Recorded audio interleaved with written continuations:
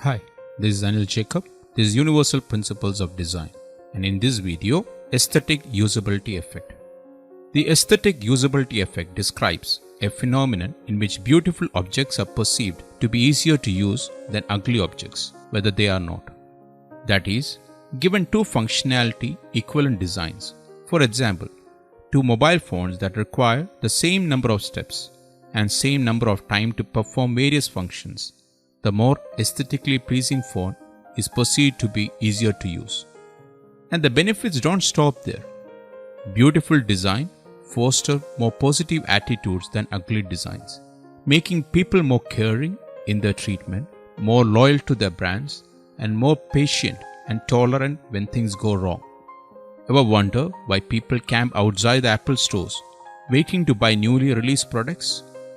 The aesthetic usability effect is one of those reasons.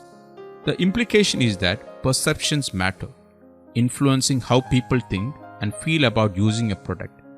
And once these responses are formed, they are hard to change. For example, in one study about computer usability, researchers found that early impressions formed during the interaction influence long-term attitudes about their quality and use. A similar phenomenon is well documented with regard to human attractiveness. First impression of people influence and affect how people are subsequently perceived and treated.